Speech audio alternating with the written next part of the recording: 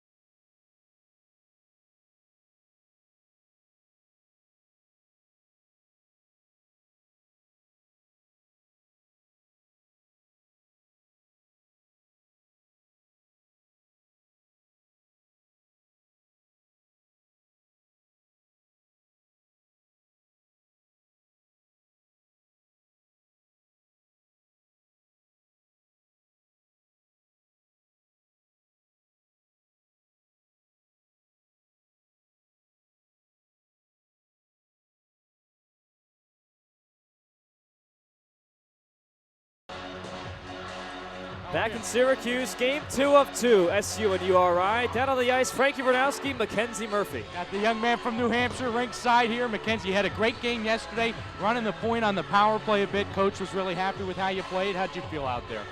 Oh, good. Obviously, as a defenseman, you don't get to score a lot, so when the team wins, it feels like a win for you. So, A really aggressive game yesterday. How do you see that playing out today? a lot of penalties. We just got to make sure we stay out of the box and let them do all the talking. We'll just run it up on the scoreboard here. Okay, Murph, good luck today. We'll see you around. Cory? Mackenzie Murphy with 2 assists on the season. Freshman from North Conway, New Hampshire, the Mount Washington guy. Getting ready for SU and the Rams. Starting lineup, national anthem coming up, and puck drop as well on the SU Hockey Network.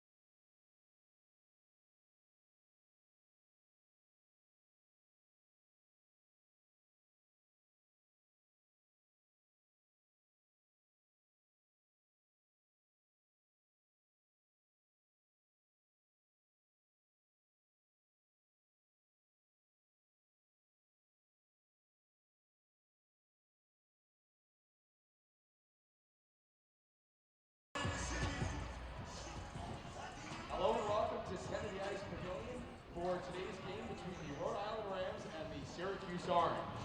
Now it's time for tonight's starting lineups. For the Rams, at forward, number 10, Jonathan Alsfield. At forward, number 15, Patrick Kramer. At forward, number 18, Chad Snow. On defense, number 2, Billy DeLoy. And number 5, on defense, Mike Casello, and in goal, number 29, Daniel DeSilva. And now it's time for your Syracuse Orange starting lineup. At left wing from Lake Placid, New York, number 15, Connor Preston. At center, number 12 from South Salem, New York, Lucas Prestamo. At right wing, number 24 from Fairfield, Connecticut, Tommy Flynn. On defense, number 36 from Chester, New Jersey, Luke Caddo. On defense, number 7 from North Conway, New Hampshire, Mackenzie Murphy. And in goal, number 30 from Greenwich, Connecticut, Eric Parker. Now, ladies and gentlemen, we ask that you please rise as we honor our national anthem.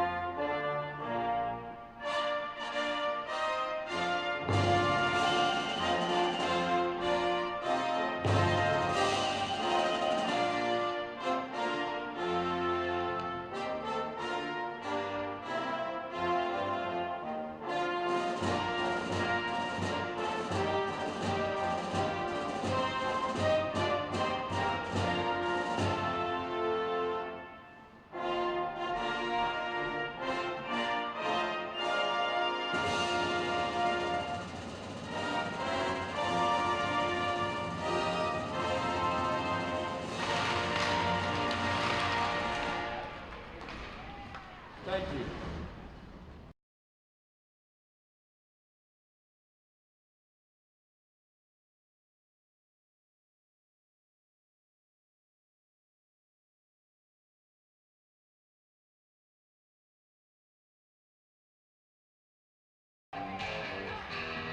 Back inside Tennedy, a three-man crew today. Cory Berberian upstairs with Cal Stewart and Frankie Vernouski down inside the box. And Frankie, the guys in stripes, 4 new guys compared to yesterday's game. Who knows how today's game is going to turn out after yesterday's slugfest, as we said in the open, over 100 penalty minutes yesterday.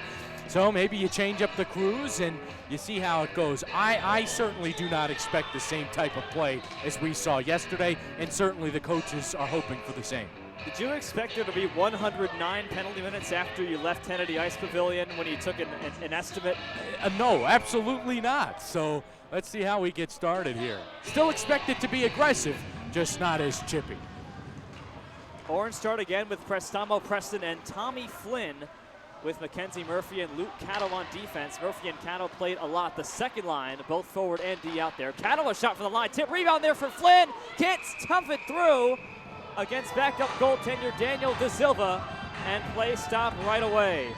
Frankie Vernouski, what are you expecting off the top? Well, boy, oh boy, I mean, maybe I should just shut my trapper, because here we are already with a big-time goal crunch right on the crease there. Great work by the Orange. Remember, we've got the backup goalie in for Rhode Island today, Daniel De Silva. So if you keep the pressure up like that, that's going to really make it a tough day in the office for him. De Silva, the Long Island native from Syosset, but played in the USPHL Elite for juniors in Syracuse. Moved on by Jonathan Alsfield. The shot goes wide of Parker. May have gotten the waffle board on it. First big save for Parker.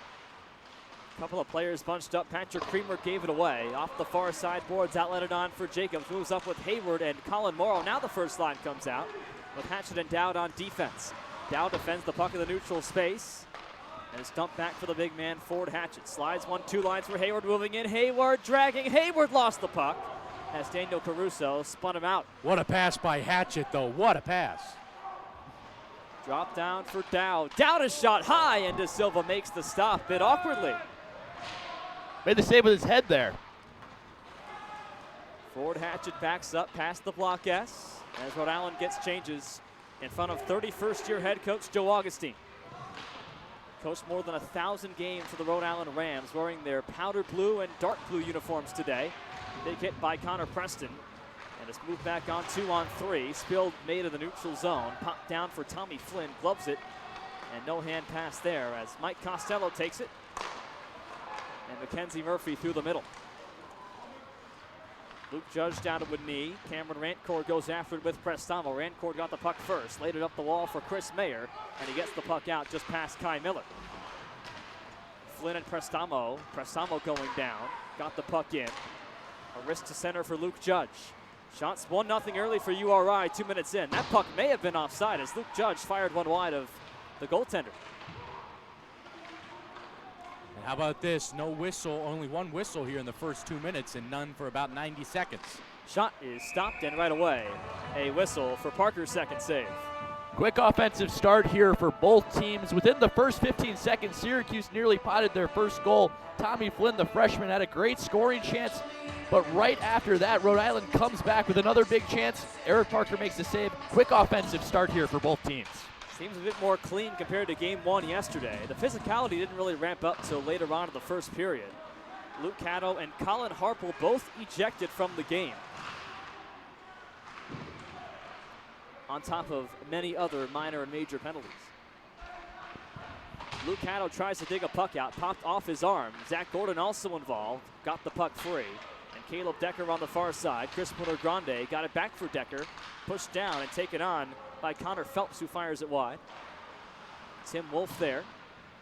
And then Jacob Kelly takes over. Has Rancourt back of the line straight away. A shot tipped on goal, may have been by Tim Wolf, and it goes wide anyway off Parker. He just didn't get enough on that deflection. Caleb Decker puts a ram down, goes down himself for his troubles, and Connor Phelps digs it out. Zach Gordon says no to that, trying to soccer it along, and Caleb Decker pushes one the other way for Bruno Grande. CBG with Adam Bedford, got it through to Bedford. Bedford with Rancourt one-on-one. Bedford won it to the outside, waits for his line change to get back on. Prestamo joins him, turns back, and Barone in there. Vinny Barone worked it free in the area of Lucas Prestamo with Ryan down back of the line. Barone joins in. It's down from the line, fluttering one in deep on a backhand shot. Up the wall and past Ford Hatchett, and Dylan Wheeler fires it back down for the Orange. Off a weird carom, Vinny Barone with it for Prestamo. Shot was gloved down by Rancourt and played with a hand pass, and the faceoff should stay in. Fortuitous bounce for the Orange there. Vinny Barone, the beneficiary of a strange carom off of the glass, and that ends up keeping the face-off in the Rhode Island end. Nice bounce there early for the Orange. This fluid play, Cory and Cal, I think really favors the Orange. Shot Murphy high of De Silva. De Silva's not looking to calm a net right now. Only his third start of the year. Silva 1 and 2 with a goals against average of just under 5 and a save rate of 87. Replacing JT Ketzenberger, who had a rough game yesterday, faced 42 shots, made 37 saves, but seemed to be on his heels about the entire 60 minutes. Griffin Long back up for URI. Long gained the zone, goes against Murphy, and Murphy stick checks him away and gives it on for Colin Morrow to play. And Morrow got it out to center ice. 4 1/4 gone. Puck comes in on Eric Parker. Senior from Greenwich makes quick work of that, and the puck comes out to center ice, where Billy DeBlois dumps it down, but can't get it far. Prestamo trying to step by the blue line. Prestamo in with Preston. Prestamo turning. Cagiola joins him. Shot Prestamo was sticked away by De Silva. Got the pad on that one.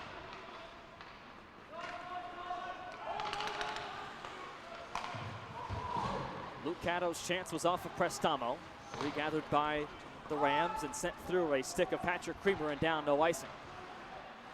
Luke Caddo with it there. Caddo forechecked hard against the boards, and a penalty coming up against Rhode Island.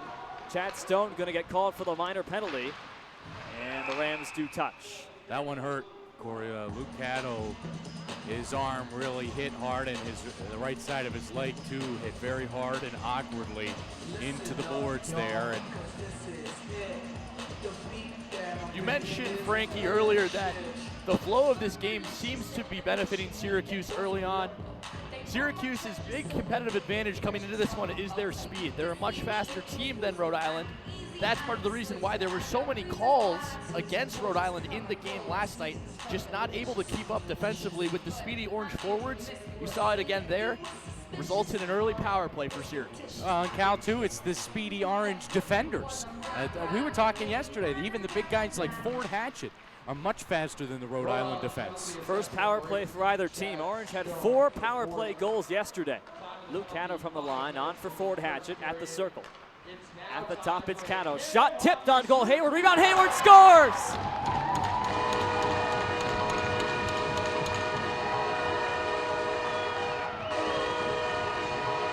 Third goal of this series for Peter Owen Hayward, 1-0 Cuse. Great opportunistic play there by Peter Owen Hayward. Shot from the point goes off of the glove of Daniel De Silva. He couldn't keep it in the trapper. Peter Owen Hayward right in the slot, in the right area to clean up the rebound. And his great series just continues. And what a tough cookie Luke Caddo is. I mean, he was limping after that big hit, and he's the one who took the shot that ended up being the assist on the goal. Hayward, who had 2 goals and 2 assists last night, has his 5th point, 3rd tally of this series. 11th goal of the year in 15 games for him. And the Orange once again score first. Tipped on back for DeRocher. Shot was blocked off the leg of Lucas Prestamo, and the senior skyhooks it down the ice for the Orange. Great block there by Prestamo. Patrick Creamer knocks the puck down to the blue line. 2-line pass, far to near for Alsfeld, who carries in. Alsfeld, a shot stop, rebound, cleaned up by the Orange. Nice work by Murphy to get that rebound chance out of there. The subject of Frankie's pregame interview, Mackenzie Murphy today. Bit of a change from Ford Hatchett. The players have come to Frankie's liking right now, which is something that we didn't really expect. They really enjoy it. I mean, you know, there's some of the few people around who actually enjoy talking to me, Cory. 4-4 the shots on goal, SU and URI. A 1-0 Orange lead. Hetero and Hayward on the power play. So far, just one even strength goal of 9 total goals have been scored in this series. 8 power play goals, 1 5-on-5 strike. Of course, when you play power play most of the time, you won't get those numbers as De Silva covers up. Yeah, if you're just running the numbers, if there's 100 penalty minutes in a 60-minute game, it's pretty hard to find times to score even strength goals. 30 combined penalties in that first game. The power play lows starting to pick up for the Orange and Rams. Orange 5th of the 6 teams in the ESCHL. Rhode Island is last in power plays, and both well over their averages yesterday. 3-on-2, the Rams gain the zone with Luke Judge. Judge dropped it off. A shot was stopped off of Costello. Rebound comes behind and popped in front. And Chris Mayer was in front. The Michigander couldn't clean it up. Chris Mayer involved in a scrum. Joining in Dylan Weichelbaumer. And 3 Orange engage with him. And Hayward drags the puck free and gains the neutral space and dumps it down where Costello picks it up. Mike Costello, the future birthday boy, turns 20 tomorrow. Congrats to him. Ending his teenage years at the Kennedy Ice Pavilion. A failed glove down at center. Orange fly the zone 2-on-2. Here's Jacobs dragging wide side. And he puts a shot on that was stopped by DuBois. DuBois back. Got it on for Tim Wolf 2-on-3. Wolf got by Hatchett, and Hatchett holds him up high. Hatchett wanting a penalty as he had his visor knocked off. Puck comes in front of Eric Parker. Wolf tries to spin around, and Tommy Flynn regains. More of this fluid pacing here without the, oh, that would have been too many men. Nice job by the Orange to keep it. Connor Phelps carries. Phelps couldn't get by Prestamo. Phelps got it again, slid one toward the front. Jacob Kelly was in front of the crease unmarked and couldn't get the puck to him. I think that went through Eric Parker's legs there, Corey. Awkward little play for the Syracuse netminder. Luckily doesn't catch a skate and get a weird bounce there. Parker 32 of 35 yesterday. Saw the puck very well. His save rate is inching up near the 90% mark. He's played every minute of every game for the Orange. Corrals this and gives it on for forward Hatchett. Puck on its side. Hatchett lays it down off the back of the cage. 8.5 gone by in the first period. Corey, Cal, and Frankie with you. A 3-man show here on the SU Hockey Network. Jacobs flies one far side. Connor Preston right up against Frankie Vernouski. There's the first one he's got. You get up close and personal down here. Love to see more of that. It rattles the microphone. Looked like he almost caught a stick there. That would have been a good, bad high sticking penalty for Rhode Island. On back for Kai Miller, played it off the leg of Griffin Long, and the Rams go 3-on-2. Long far side, Ferraro comes middle. Ferraro got it, drags the puck, sent one toward the middle, and Salisbury overskates it. The puck was on his edge, and Ferraro could not control. Now, Frankie was waiting for that. As Ferraro turns it over, gave it on for Salisbury, score!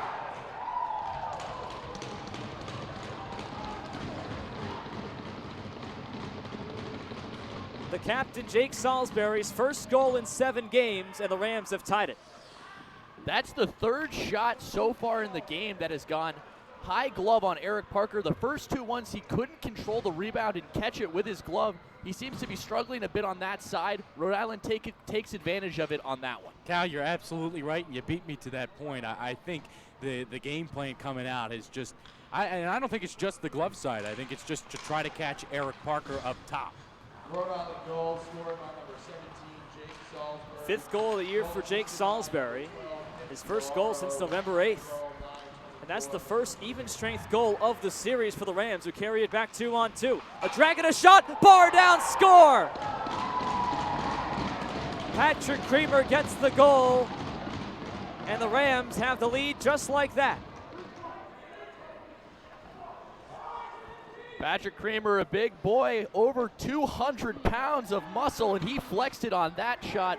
What a play by the Warwick, Rhode Island native, and 2 goals in just about 5 seconds for Rhode Island has really changed the tenor of this one. And it was all set up by a big check right here at the blue line, right to my right, that got Caleb Decker's knee straight into the boards. Rhode Island goal, scored by number 15. Goal number 9 for Creamer leads the team. Scored yesterday. He's now scored in 3 straight games. He's got a point in 6 straight for the Rams. Just like that, it's 1-0 Cuse. Now 2-1 Rhode Island, their first lead of this 2-game set.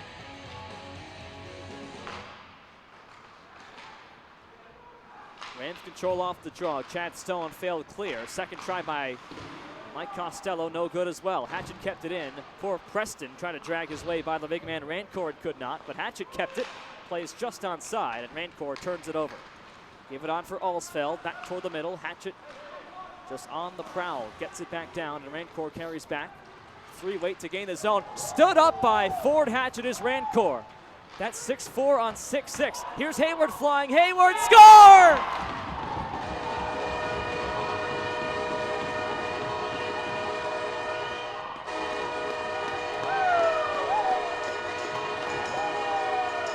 Frankie, you must surely be kidding. 4th goal of this series. Oh, Cory.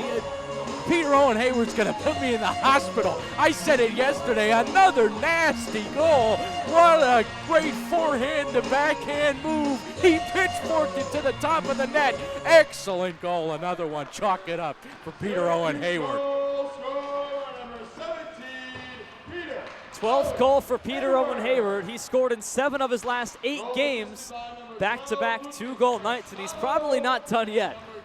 And when you just fall down, Cory, you look for your captain to keep you in the game. He knew that and had a great chance set up by a big hit from the big man, Ford Hatchett. Well, Frankie, again, a play that begins with a collision ends in a puck in the back of the net. We just saw it for the Rams. Exactly right. Well, and also, too, great neutral zone passing by this orange squad through the first 11 minutes here. A 2-2 game. Rams can move it 3-on-2. The zone gained by Weisselbaumer. Got by Mackenzie Murphy. Dowd puts the check on him, and both go down. 4-man scrum. Orange come free with the assistant captain Matt Jacobs. Had a goal yesterday for his troubles. In fact, 2 of them. Hayward had 2, Preston 1, and Jacobs a pair himself. More familiar faces in yesterday's 5-3 Orange win. It's Cam Edward, who was scratched from yesterday's game, got it on for Connor Phelps, who was scratched as well. Orange dump it down across corner, Vinny Barone. Interference right in front of me. Another power play coming up. Yeah, Joel Augustine, I mean, he can yell all he wants, but there was just a check in the middle of the open ice here. You see Joe Augustine saying some things that we probably couldn't show on broadcast television. He was certainly a hot-headed guy yesterday. And he's yelling at every single official here. Yeah, sorry, I don't know if you've got complaints on that one that you can file in. That was clear interference right here in front of me, knocking Adam Bedford down away from the puck. I think that he's been arguing at every official on the ice for the last 31 years, to be honest with you. He doesn't seem to be happy with many calls ever called on the ice. Games involving this Rhode Island squad often have a lot of people in the penalty box. Wonder if coaching has anything to do with that. A former NHL player as well. Part of quite a few teams, the Devils included, part of the organization. Been with URI for 31 years. He shields his head as Zach Gordon puts a shove on. This 5-on-4 begins for Syracuse. They're 1-for-1 on power plays so far today. For the Rams, that's their 21st minor or overall penalty of this series. So Jacob Kelly in the box. The Orange try to start out for the first time on this 5-on-4. They back it up with Murphy. Now with Colin Morrow, Connor Preston, Zach Gordon. Orange look to get partial changes. Hayward trying to come on, intercept the neutral zone. DeRocher just dumps it down. And the Rams have cleared the first minute with no offensive zone time for the Orange. Dangerous looking pass there by Mackenzie Murphy. Luckily doesn't end up in a scoring chance for Rhode Island. Nice drag by Prestamo using the boards. A shot was off of the goaltender De Silva. Onto the point for Hatchett stepping up. Plays it along for Hayward, and then Lucas Prestamo goal line. Back for Hayward, looking for a hat trick. Gave it on for Hatchett. On the wide side, Hayward drags. Shot one, blocked away. Nice block by DeBlois. Prestamo goes for a change. Curled for Cattle, a shot. Stopped De Silva, can't cover it, and it's cleared down by Chad Stone. Final 25 of the power play for the Orange. Nice shot by Luke Cato there. Actually nearly got in underneath the armpit of De Silva. Shots 8-6 for Rhode Island on the board right now. Carried back on by Hayward. Hayward just flips it in deep, but not very far. Hayward knocks a puck down. Play to an open far side. Cato does not pinch up as the Blois tees it up and fires it down again. And the penalty time cleared with one shot on goal. De Silva doesn't really look comfortable yet in this one. On the goal, came off of a bad rebound play. He's struggling to hold on to the pucks from the point there. Only his 4th start of the season. Rhode Island hoping that he can settle down between the pipes. And Cal, I don't know if I've ever seen so much movement up top when trying to make high saves. I mean, he physically jumps his whole body up to match. Yeah, a lot of energy there. I would expect to see him settle down as this one goes along. Orange 4-9-2, snapped a 3-game losing streak. The Rams looking to snap a 3-game skid of their own. They're 8-10-1. Here's a shot that was stopped off Ryan Daly. Daly fires one toward the front, ends up popping behind where Caruso clears it down. Rams just 2-6-1 on the road. Orange 3-3-1 here at Tennedy this season. The 2 bottom teams in the ESCHL in terms of conference play. Orange have 5 points in the division and the Rams 3. Blue line turnover. Shot from DeRocher was stopped off the right pad of Parker. Parker tries to cover it, and Murphy says, "I've got this." Gives it on for Caleb Decker, and then Peter Owen Hayward charges up the neutral zone. Was hauled down behind him by Connor Phelps, and the Rams are called for that. A hooking on Phelps, who likes the call none too much. Peter Owen Hayward just continues to cause problems for this Rhode Island squad. He's got 2 goals already in the game, but his speed is just too much for these guys to handle right now. Drawing penalties left and right as well. And the 3rd power play of the game for the Orange, will it result in the 3rd goal? Yep, 2 goals and 2 of the 3 penalties drawn on him.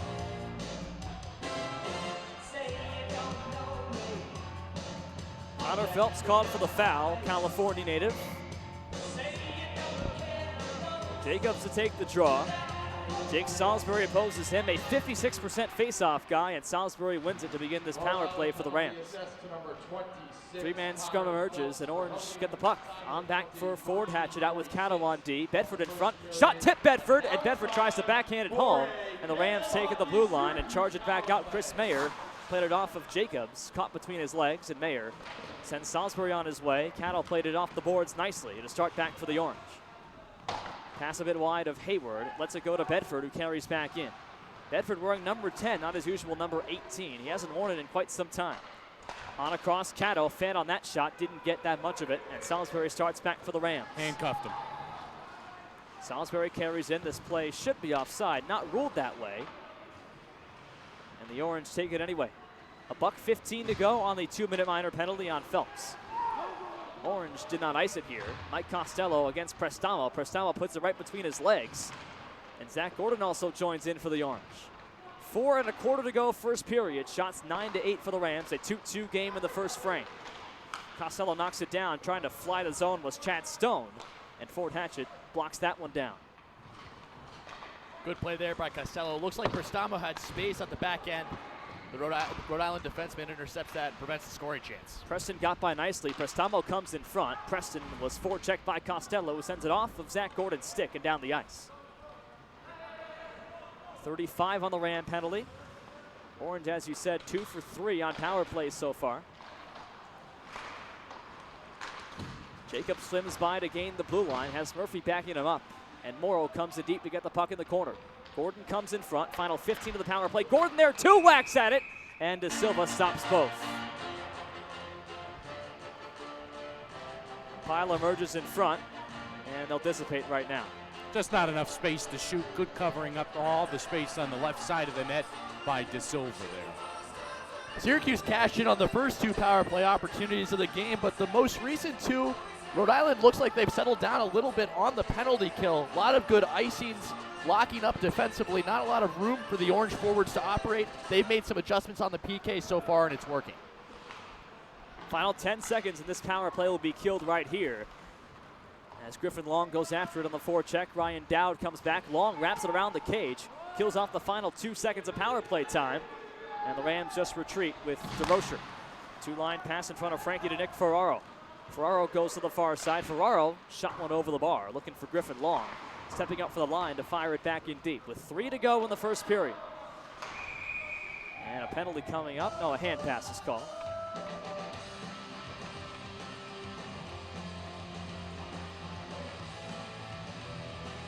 How's the Orange bench right now, Frankie? We got rough in here. Now the bench is really pumped up today. And Tommy Flynn called for the penalty. the complaint being that he just got hit up high with the stick and no call on it. So frustrated in here. It's the second time early in this first that the refs have missed an apparent high sticking on the Orange player. First one was against Fort Hatchet. They missed that call too. Power play for the Rams. Salisbury wraps it down for DeRocher. DeRocher at the top, shot one that was off of Parker and off the back of the boards. Mackenzie Murphy tried to get it out. Griffin Long took it away. Now Salisbury, the captain. He's already scored once today. On back to DeRocher. A nice kick by Caruso as he overskates the puck, and then it's DeRocher again. With Caruso on the right, Caruso's got it. 30 gone on the power play. DeRocher at the top, itching in a shot. Stop Parker, but it comes behind him and off wraps the side of the cage. A scrum ensues and Salisbury takes it. Back for the point man, DeRocher. Goes against Morrow, away from his reach. Now it's Caruso for Long. Griffin Long on back to DeRocher, wants it. Shot one, save. Rebound was knocked down in front by Jacobs.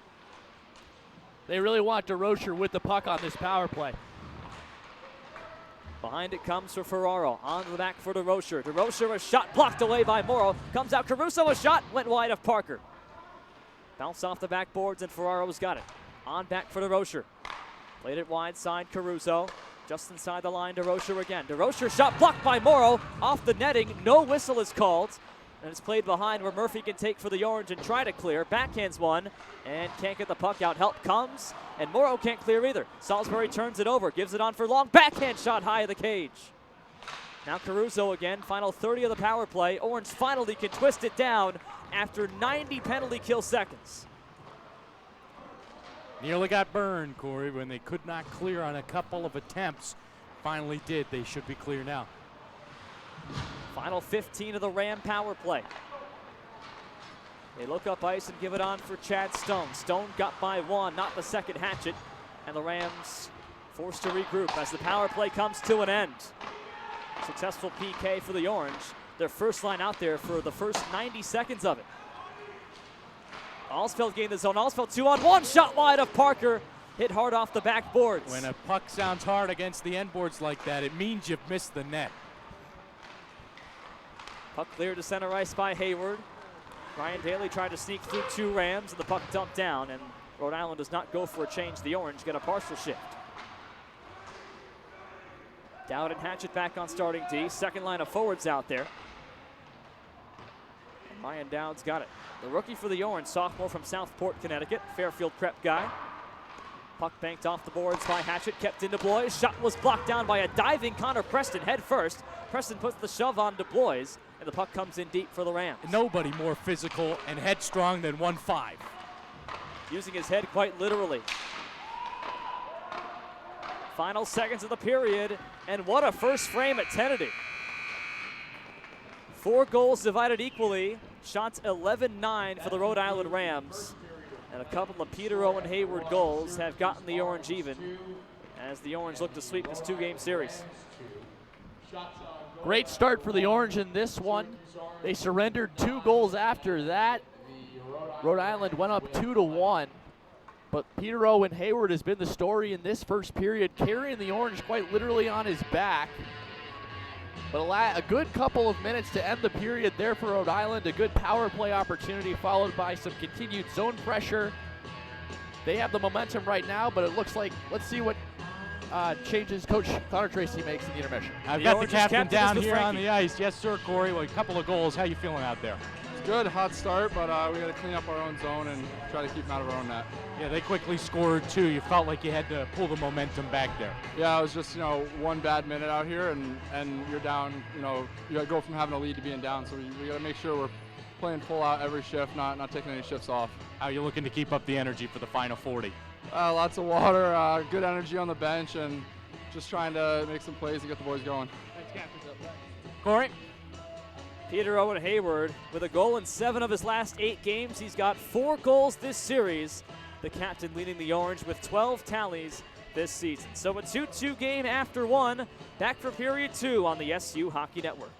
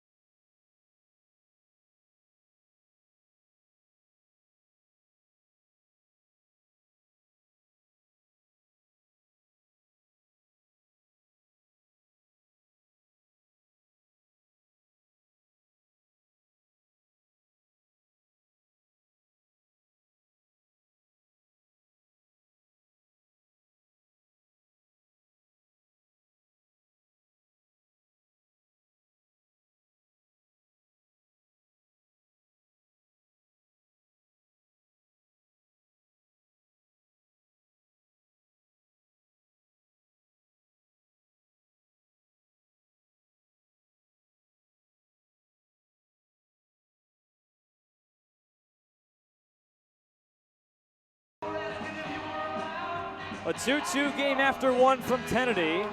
Shots are 14-12 Syracuse after the first period. Frankie Vernouski, what'd you see?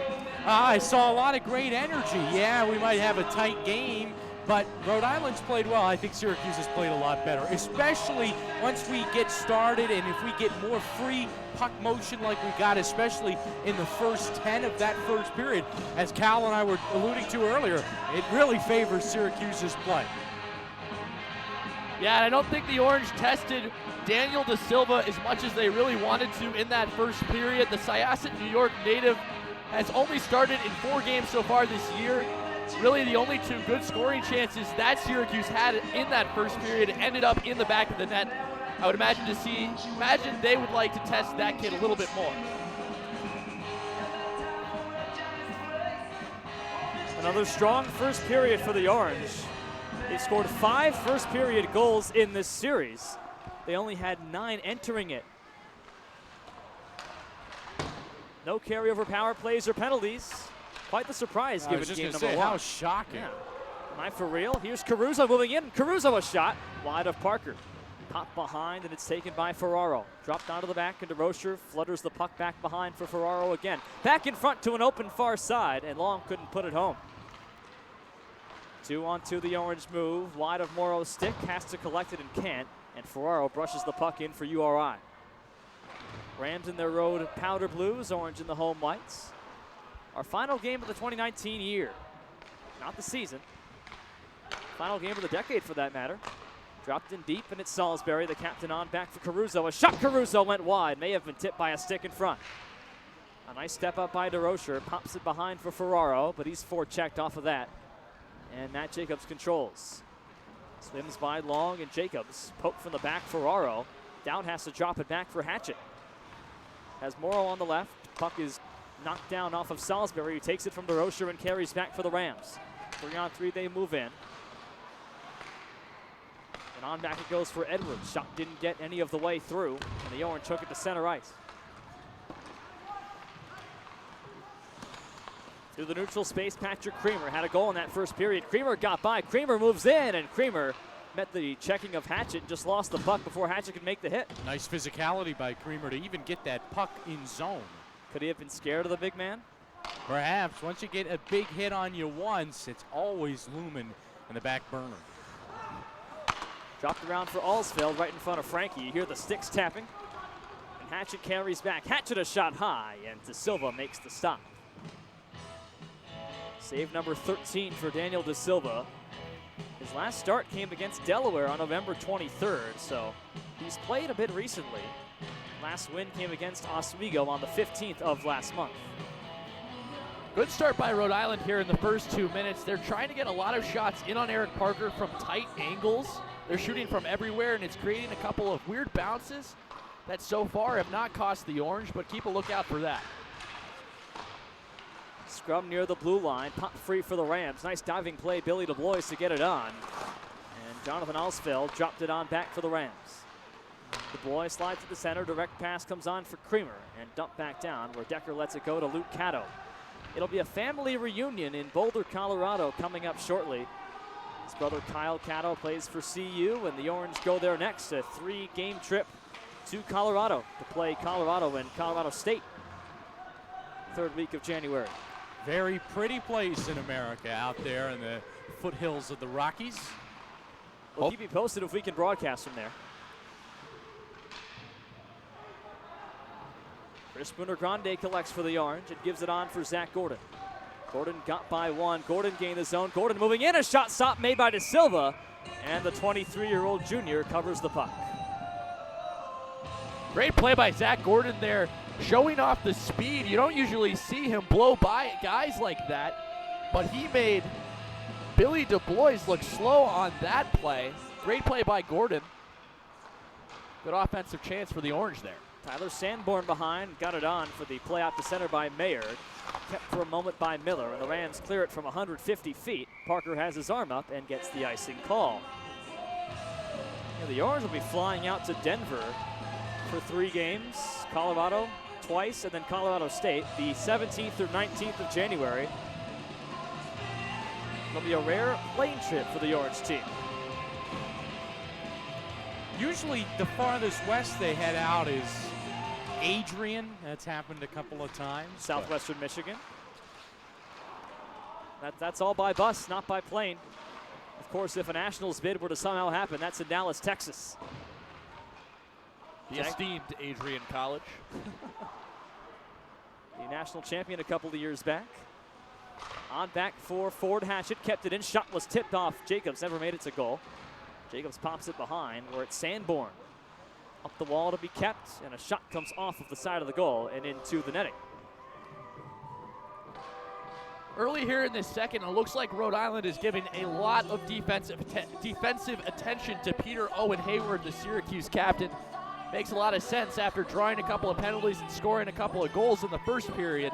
He was draped by a couple of Rhode Island defenders on that play. Expect to see a lot of that here in the last 40 minutes of this game.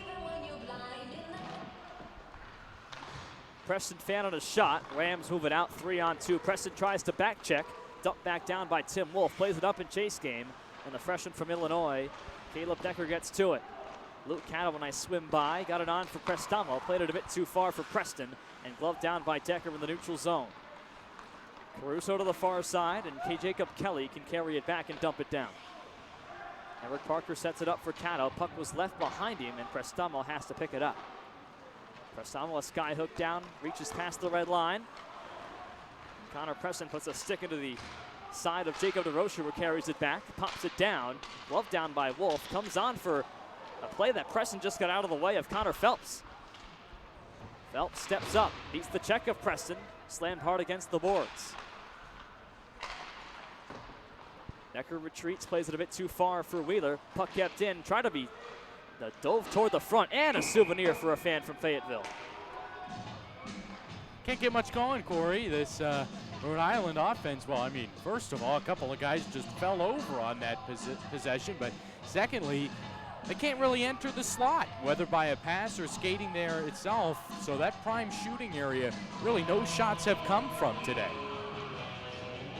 Shot 17-12 Cuse. Rams have not done much on Parker in this period. Here's Rancourt stepping. Rancourt's shot went high of the red bar. Stepped up by DeBlois. DeBlois couldn't keep it. Preston got it out to center ice. Moved on by Griffin Long. Long gained the line. Spun out with Salisbury. Decker, an extended shift for him, keeps it in with Wheeler going against Salisbury. Tipped up the wall. Rancourt there to keep it. Played it down for Salisbury. Has a man in front, Long. Sent it away from Long. Around the cage. It comes on for DeBlois. Along to Griffin Long again. Sophomore from Bethesda, Maryland. Kept by DeBlois. Played it off of Preston. Orange clear. This will become an icing as the defense arrives first. And the whistle is blown. Syracuse defense doing a good job of bending but not breaking here. Last couple of minutes, Rhode Island has been able to establish a decent amount of zone pressure and continued possession in the Syracuse end. But that being said, they haven't had many scoring chances. Frankie was saying they're having a lot of trouble getting the puck in the slot. A lot of perimeter action for Rhode Island, which is good if you're Syracuse here. Shot went wide of Parker, bounced off the backboards. Preston plays it off, and a souvenir for a fan from Chittenango this time. Frankie Vernouski downstairs, Cal Stewart beside me, Cory Berberian with you here at the Kennedy Ice Pavilion. The three amigos of the SU Hockey Network. I had a souvenir yesterday, Corey, a puck. I actually had to give it back, but nearly I had a souvenir today when a Rhode Island player came up my way. Big thanks to Connor Preston for keeping it out. You almost got a black eye, courtesy of Connor Preston on that one. Yeah, exactly. He's actually, remember he had that cut at the top of his forehead over his left eye in last night's contest. He had a big Band-Aid over it today. It kept falling off from the sweat, so he's got a full bandage wrap around his forehead. A full streak of blood dripping down his face, and you saw it on your screen at the end of the game. Looks a lot worse than what it actually is. Offside touch. Someone got over anxious there. Well, that puck was offside for quite some time. And the linesman looks over towards me and smile. He's like, okay, I was calling offside. No one was listening. Well, Preston jumped off for Hayward, but both were offside. Nice job by the official to track that. A new four-man crew, 2 linesmen, 2 referees, as yesterday. Of course, when you get 109 penalty minutes, you're going to want some new guys, potentially. Maybe not call the game as tough but also has not been that chippy. Shot by Creamer, stopped and cleared down all the way by Peter Owen Hayward for a quick icing. I said that in the open, Cory. Oh, there you see a snapped twig. New one coming for Mackenzie Murphy. But I said that in the open. You just can't keep up that pacing of 109 penalty minutes for multiple reasons. But no one wants to play that dirty and sloppy and chippy of a game for another 60 minutes the next day. A 2-2 game. False start. 5-yard penalty, still first down.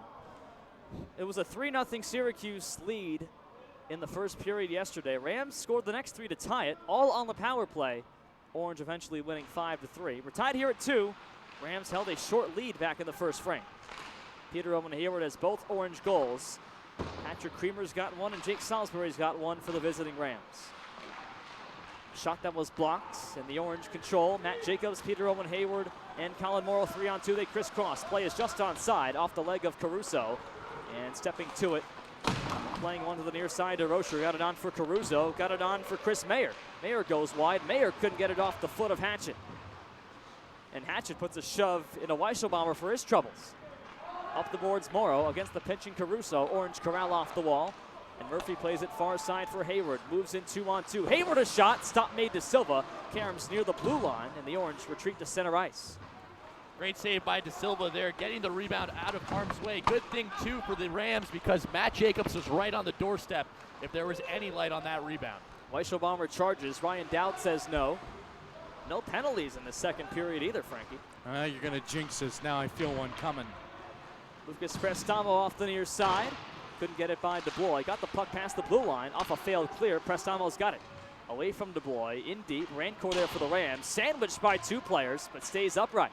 The big man at 6'6". Knee on knee hit. Prestamo. Hatchet a shot. Tip. They score!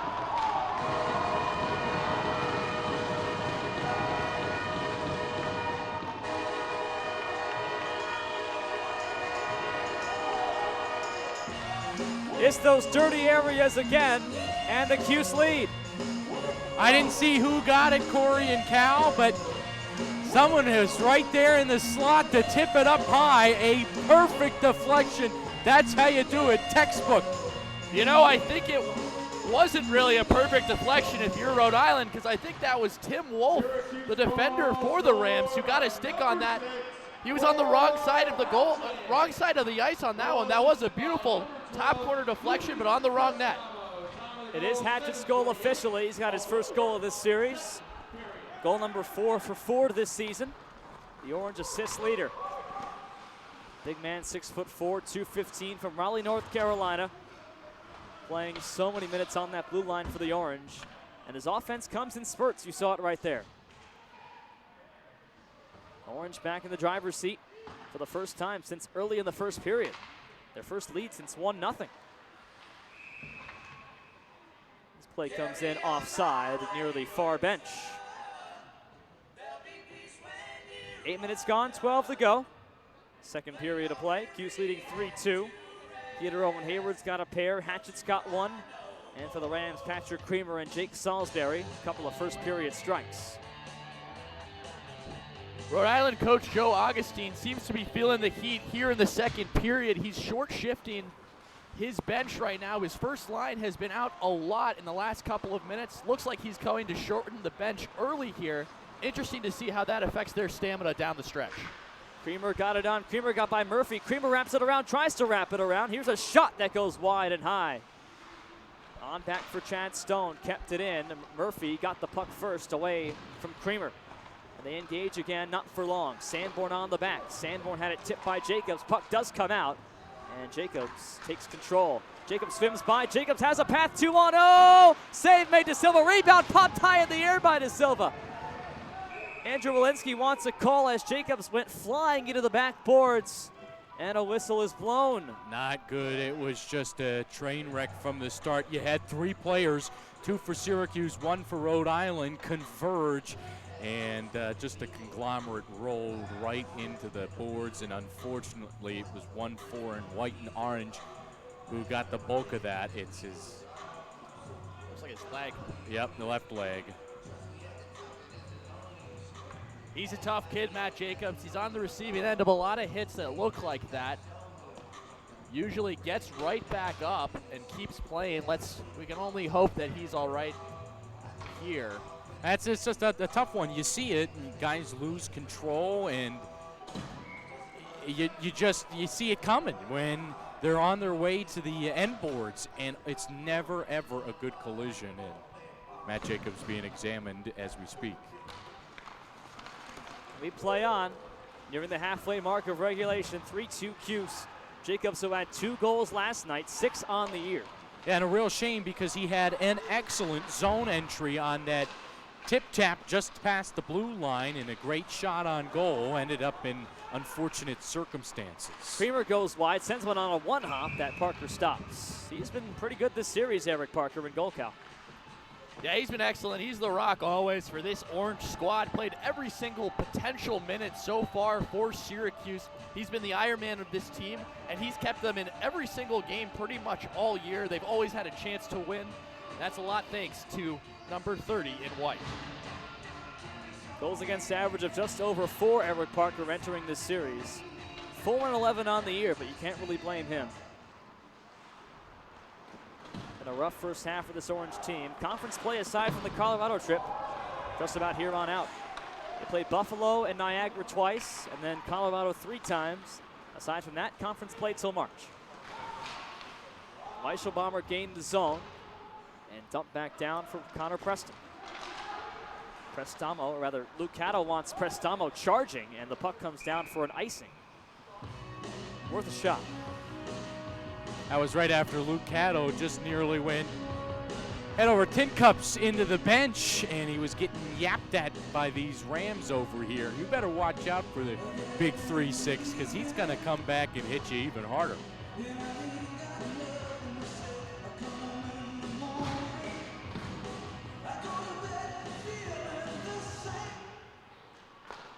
Springsteen plays right on cue for Cato. Shot from the line, stopped by Parker. On back again, Cam Edward with it. Edward drops it in deep, plays dump and chase with Salisbury, reaches out to one-handed. On back to Blois, can't keep it. And Connor Preston moves it back for the Orange. 2-on-2 with Daly. Preston just shoves down to Blois and got the puck in deep. Edward has to play it behind him for Salisbury. And Griffin Long up the boards. Knee on knee hit again, Connor Preston pops behind for Ryan Daly. Sends one toward the front, paddled away by De Silva as the Orange change behind the plate. Moved up by Ferraro. Gets it along for Griffin Long. Long goal line, and Long sends it back behind for Edward. Shot from the line, tip, rebound there, score! That could not have gone any more perfectly for Griffin Long, and the Rams tie it up. Ford Hatchett wants a kick to be called on that, saying he absolutely kicked it. Hatchett was right on top of it, right behind me, but the official who was on top of that explained to Ford very quickly that it was not a kick, and Hatchett's happy with that explanation. But that's just being at the right place at the right time for Ferraro. That was one of the most, whether intentional or not, that's one of the most beautiful looking plays I've ever seen on a hockey rink. The double deflection from Jake Salisbury right onto the stick of Ferraro with a yawning cage in the crease. I don't know if that's exactly how they drew it up, but in any event, it's a beautiful goal for Rhode Island. 7th goal of the year for Nick Ferraro. Here's another one that goes just off the knob of the stick, maybe, of Parker, perhaps off his chest, from Jacob Kelly. Ferraro's got a goal in 3 of his last 4 games. Freshman from Westchester, PA, the highest scoring freshman on the Rams team. Remember, he spent almost the entirety, seemingly, of the second period in the penalty box yesterday. He was only called for 12 penalty minutes, but had to serve some other calls and wait for whistles. So he played quite a lot of the game right near Frankie. Backhand for Mike Costello, who dumps it down cross corner. Rams complete changes, no icing here. Frankie's it lonely in the box today compared to last night? I tell you what, it's pretty surprising. Yeah, I mean, the extra bodies in here keeps it a little warmer, too. Shot stopped De Silva off Peter Roman Hayward's chance. But like I said, it's a much different game in some aspects than what we saw last night. Not just because of the penalties, but I think Rhode Island offensively has looked a lot different. Remember how last night's game started when it was Rams puck for the entirety of the first 5 or 6 minutes? And this has been an excellent played game and a lot of fun to watch with how much back and forth action we've had. Under 9 to go, period 2. 5-man scrum, 3 orange. Bruno Grande wraps it around, and he had Cajola right in front of a yawning net. Here's a pop down that Daly gloves down and was checked for his troubles. In the neutral space, it's corralled and brought on by Ferraro. Dropped it back for Salisbury, tried to play it toward the front. He had Long charging the goal as Dowd goes head first into the boards. Zach Gordon is put down. Coming away, Salisbury. The captain got it on back for Caruso, played it across to Rocher. The Rocher shot, looking for a tip, had nobody in front. Now Caruso shot tipped by Hatchett, comes loose for Long, save made by Parker. Big save by Parker and the orange outlet. Zach Gordon leaves it for Cajola, and the freshman dumps it back down. They quickly move it with Griffin Long. Orange caught in a change. Picked off Prestamo, then right back comes Caruso. Against Ford Hatchett, got by him. Caruso toward the goal, and a save by Parker. Good couple of plays there by number 6 in white, Ford Hatchett. Makes a great poke check with the stick, preventing a pass into the zone that would have surely sprung a 2-on-0 for Rhode Island. Hatchett, the big man, gets his stick on that and makes another defensive play, pressuring the Rhode Island forwards, leading to an easy save there for Parker. Turnover in the middle. Creamer tried to get it through. Creamer got a second chance. It was blocked down by Caleb Decker. Billy DeBlois shot through traffic, tipped again. Rebound, score!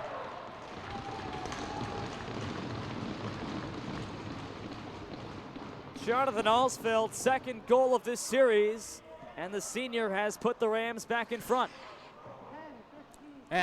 Just bad news from the start for Syracuse. A broken play never helps the defense either. And when that puck went quickly from low to high and back at it again, changing side to side, Eric Parker stood on next to no chance.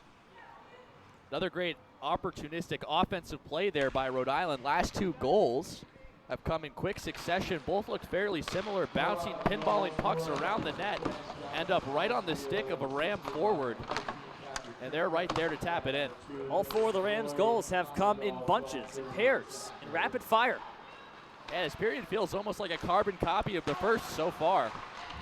Let's see what Peter Owen Hayward can do to answer. He's got 2 today. Stretch pass for Patrick Creamer. Creamer got it on. Chad Stone turns, looks toward the net as Hayward was diving, trying to block a shot. DeBlois played it off of Morrow. Comes on for Alsfeld, who just scored. This Orange D really has to keep watching that tip-in opportunity. The Rams have taken advantage twice in a couple of minutes, and they're looking to go for it again. On just bumbling pucks. Peter Owen Hayward bunched up with Ford Hatchett back of the cage. Puck loose in front. Alsfeld saved by Parker. Oh, he got that. Monster save there by Eric Parker. Stops the bleeding Alsfeld for the second time in about 30 seconds.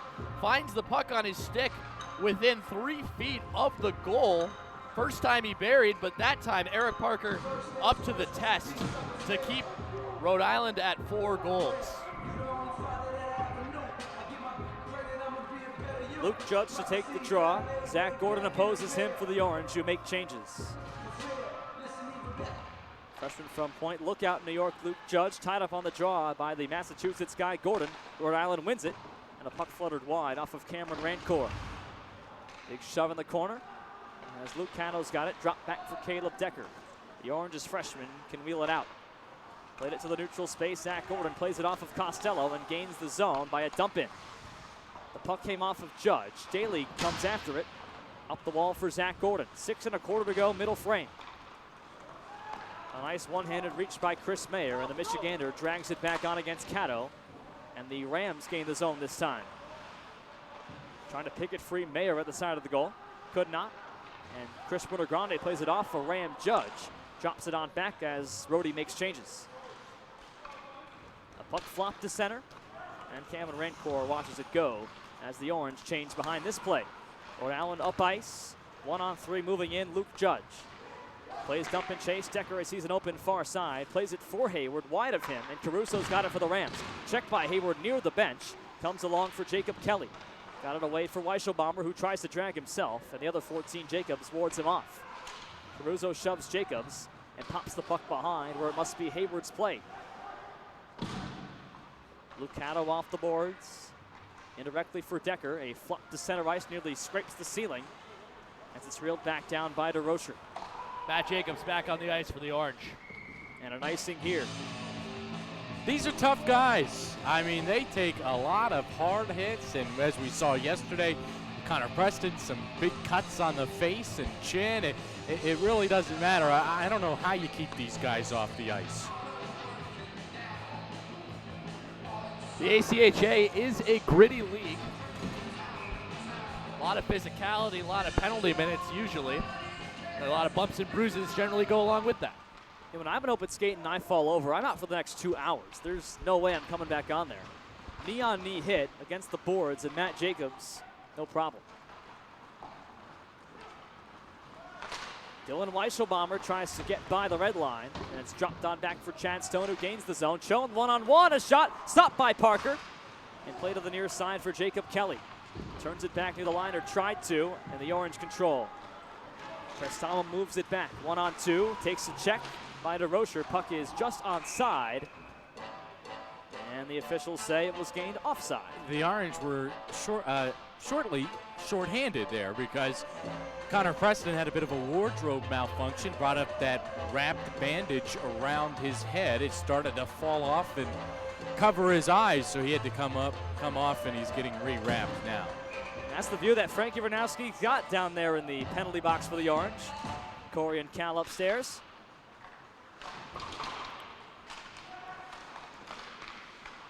SU and URI closing out 2019. Orange back in action at Buffalo on January 11th for a home-and-home set with the Bulls.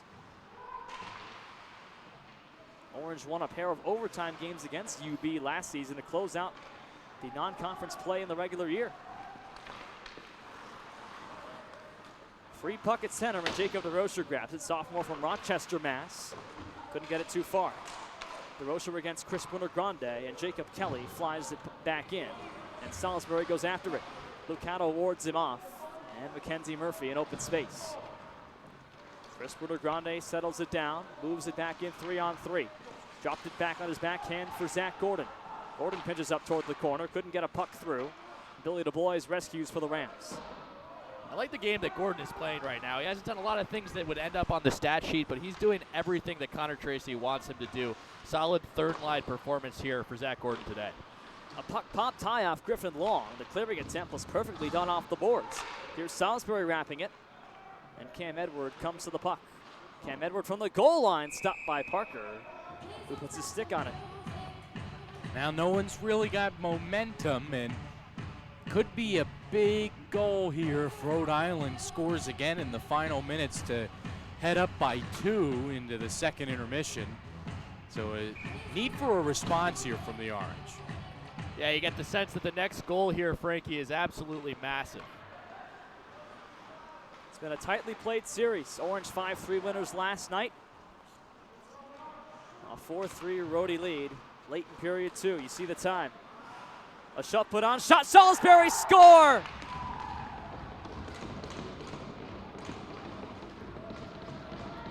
Second goal for the captain. And you said it, that's a big one. And Colin Morrow, he knows that one's on him. Turnover right in the slot, and how can you not take advantage, especially when you're the captain of a team? Bad turnover, bad one. Colin Morrow smacked his stick on the ground after that. Yeah, it's interesting. The first half of the period, Frankie, you were mentioning Rhode Island having no success getting the puck in the slot. The second half of the second here, it's been the complete opposite. They've had all sorts of opportunities in the Orange scoring areas. A lot of their forwards like honey badgers in the slot on the forecheck. And like you said, Cory, and like we were discussing, that's a big, big goal. If the Rams can hold on to a 2-goal lead here, just 3 minutes to go, a big need for a response from the Orange. Rhode Island has only won 3 games this season in which they did not score first. Orange scored first in both games this weekend. And so far, the Rams have really turned the tide. Here's Preston tipping one toward the front. De Silva plays it away. He's looked a lot more comfortable here in the second period compared to the first. 23-year-old junior goaltender as a fan from Oneida takes this puck. When are you going to run out of suburbs? Never. I know Syracuse a little bit too well. Well, Oneida isn't really a suburb here. How far away is it? It's in the Syracuse market, 30 miles or so to the east.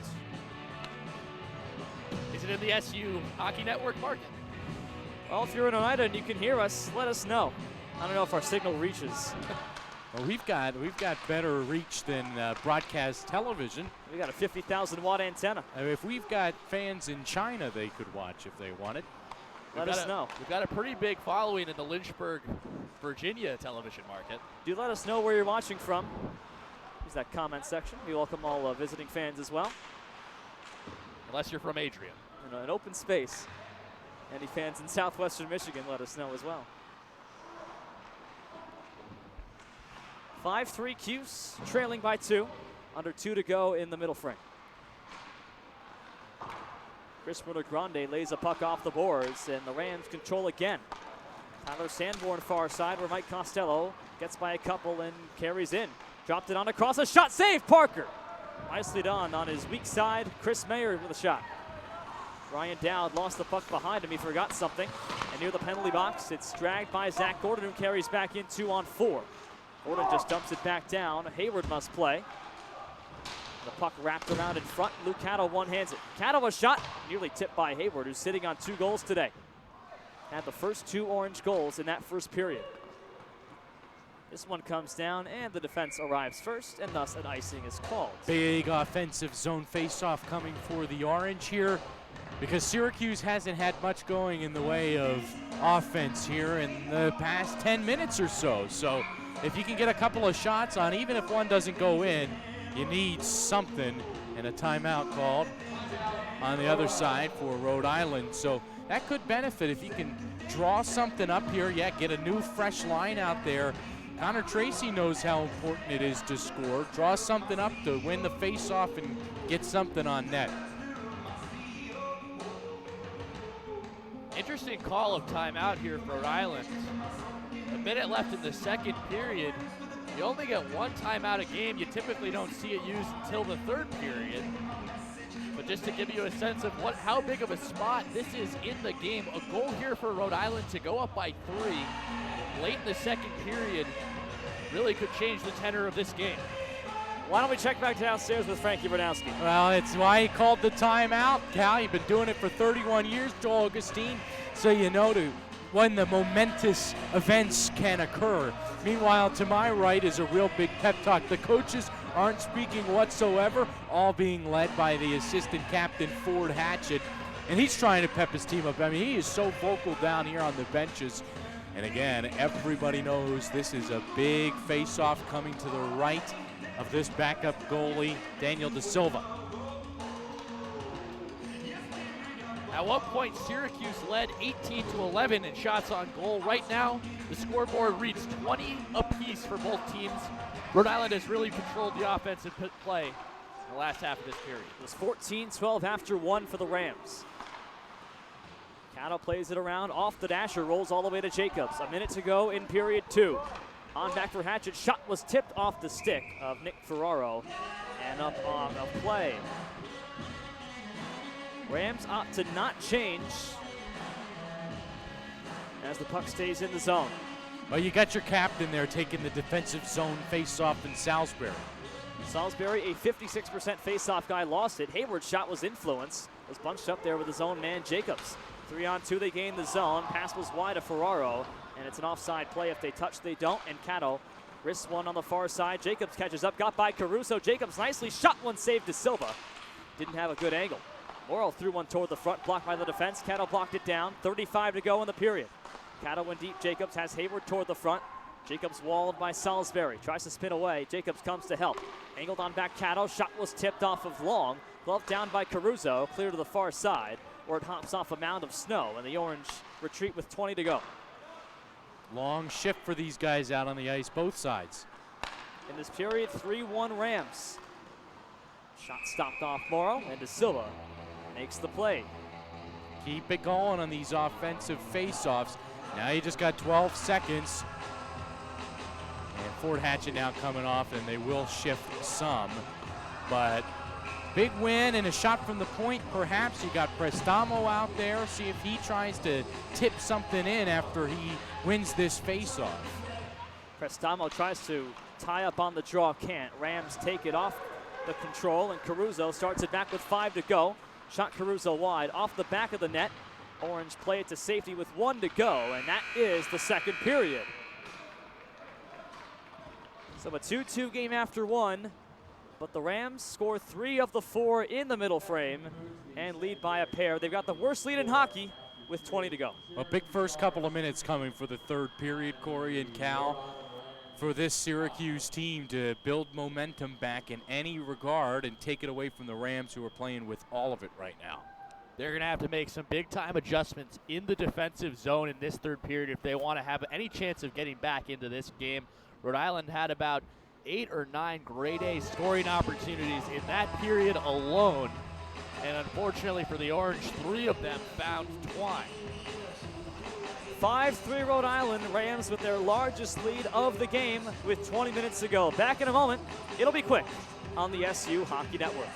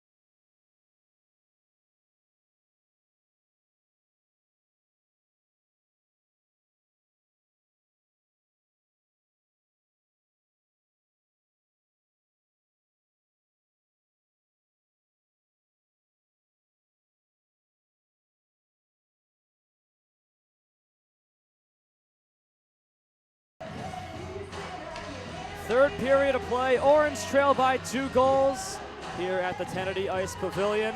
SU 3 and the Rhode Island Rams 5. Frankie Vernouski downstairs. What's your key to period 3? You've got to really watch, Cory. You're down by 2 goals. Yeah, it's the worst lead in hockey, but you're still down 2. And you got to fear, if you're Syracuse, that you have to avoid the penalties. You're down now. You're going to be skating behind the puck at least to start. You cannot get those minor stick infractions that'll shoot you in the foot. Instead, SU needs a quick start. But as much as I enjoy the company, I really don't want it for the final 20. Frankie Vernouski downstairs. Cal Stewart beside me in the booth. Cory Berberian with you here at Kennedy. The SU Hockey Network, the 3 amigos. Fort Hatchet says something to you, Frankie. He said, this is the best period. This is the best period. Here we go. If it's going to be the best period, Frankie, Syracuse's forwards have got to do a better job in the defensive zone. A lot of the offensive opportunities surrendered by Syracuse were because of forwards failing to pick up sticks and pick up defenders in the defensive zone. Let's see if they can change that here. There's a big neutral zone hit, and the Rams turn it right back over. Fed on through for Caruso, and a long stick of Fort Hatchet denies that chance. On back for a catch by Eric Parker. Sometimes too, Cal, offense is the best defense. In the final 10 minutes of the second period, we saw none of it from the Orange. And when you're forcing Eric Parker to be in on the puck for a full 10 minutes like that, you know, that's too much to ask. You've got to get the puck out of the zone and put some pressure on the other side. Shots 27-23 for Rhode Island. They've got the shot lead after both the first and second periods. They've got a 5-3 edge after beating the Orange 3-1 in the middle frame. Mackenzie Murphy lays a puck off the boards. Murphy's got to play it again. Gave it away in the middle. Moved on by Ferraro, but can't get by Luke Caddo, who bails out his D partner. Eric Parker sets it up, senior from Greenwich, Connecticut. Goals against average of just over 4. Got the win yesterday. Stopped 32 of 35. Colin Moore with his first line. Hayward, a shot goes wide off the boards. Jacobs fires it off the back of the cage. Remains in play. Or it's Hayward there shooting off of Rhode Island leg of Stone. Puck comes off, and it's played along by Griffin Long. Long from 100 feet dumps it down. Parker opts not to cover and let Hatchet play. Rams get changes. A minute plus gone, period number 3. Hayward drags in the middle. Hayward gained the zone. Hayward got by one. Shot went high. A riser off the dasher. Oh, that puck was coming in hot. Turned over. Gordon, a shot save made. Stick side. Looking for the tip from Hayward. Hayward's on the boards. He backs up against Billy DeBlois, who fires it down for the Rams. Got it by Caleb Decker on the hop. And Eric Parker settles it down and covers. Good start for Syracuse. Remember what we've said each of the first 2 periods, that the more fluid play with fewer whistles tends to favor this Orange squad. And the more whistles you have, I think it goes to Rhode Island's power, but the speed with Syracuse off to a good start in the first 2 here. We saw it in spades in period 1. Hasn't been that way in the last 2. And you get the sense that if Syracuse is going to get back into this one, it's going to have something to do with number 17 in white. Peter Owen Hayward looking like flashes of himself in the first period here in his first shift here in the third. If he can keep up that level of play, Syracuse has got a chance. He's a hungry guy. You can feel it. Big scrum in the corner. Gordon again, still in Weissenbauer. On back for a shot that stopped. Cameron Rancourt denied. You'll take these. You'll take shots like that. You know, no chance for a rebound when you're shooting wide and especially glove side for that matter. What was the bread and butter for the Rams was waiting for the rebound and capitalizing on the empty net. Goalie as good as Eric Parker is almost never going to give up goals unobstructed from the point like that. That's the goal of Connor Tracy's squad defensively right now, is to minimize the chances right here, there. Here's a big chance off the side of the crossbar. A turnover, and Connor Phelps had that big shot.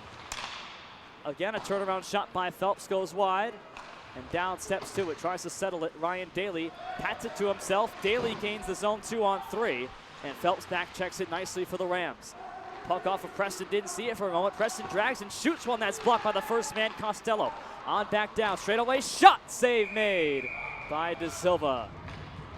Backup goalie Daniel De Silva replacing JT Ketzenberger, who started last night.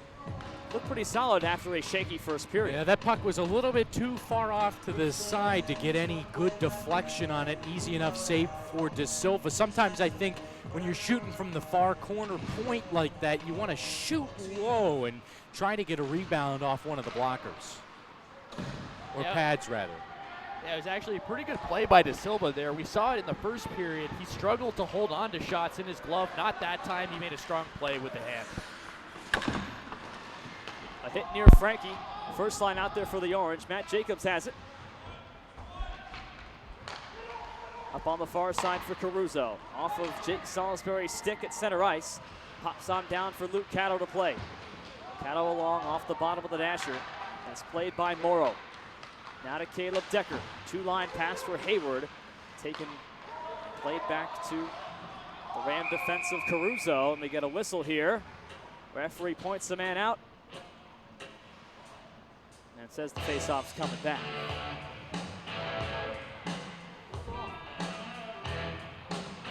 .24 to go in regulation time. Glad you're with us. Orange get changes. And Zach Gordon will take the draw against Jake Salisbury, the Ram captain.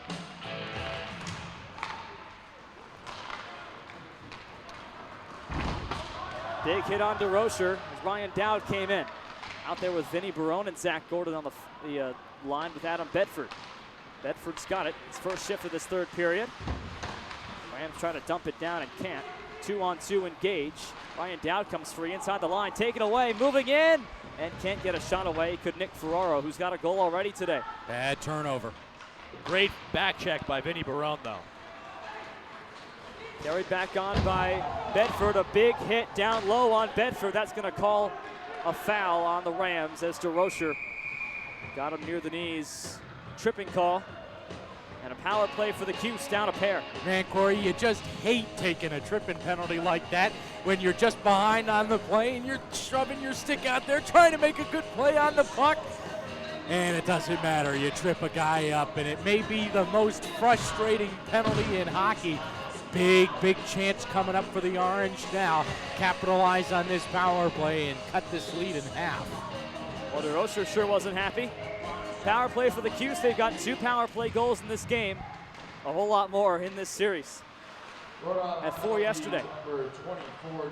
In deep, Chris Grande to begin the power play. 2 minutes for tripping on DeRocher. One of the stout D-men for Rhode Island. Cattle was shot blocked down off his own man. Hayward played on the far boards. Chris Grande to Matt Jacobs. Cattle's on the top. He has it. Slides it for Patchett at the circle. Fed it off of Hayward. Loose in front there. Bruno Grande played it off the side of the goal. May have gotten a piece of the goaltender. He had it. He had an open space, not much. It was a great move to the backhand that got it there. But boy, he has to be kicking himself. Jacobs carries it up all the way. Bruno Grande charging toward the goal. Jacobs plays it around for Hayward, who brushes it off his stick. Plays it on back, but it splits the 2 D-men. And Cattle and Hatchett both have to chase with Alsfeld incoming. Pats Hatchett's waist with a stick. Drops it on back for Caddo. Luke Caddo to the neutral space, and Zach Gordon got it back on. Collects in the corner with Hayward in front, trying to get it toward him, and Hayward's got it here. 50 to go on the power play for the Orange.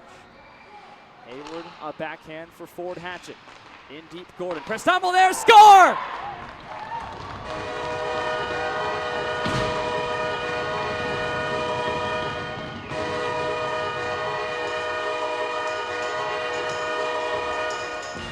Another man-up strike, and the Orange are within 1.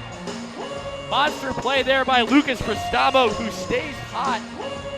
A weekend after potting 4 goals against Liberty, he gets on the score sheet once again, but that's a great pass from Zach Gordon right onto the table. Prestamo in the slot. He continues his good game. And it's paid off there for the Orange. An assist for number 8. An excellent pass to Prestamo, but a lot of that was created by the threat of Peter Owen Hayward, as this one's covered up and blown dead. That was Hayward, who was pulling wide side, and the threat was there from De Silva. That 1-7 was lurking to his right, and it kind of took attention away from Lucas Prestamo, who was standing there in the prime slot excellent goal all around by all 5 men out there on the power play.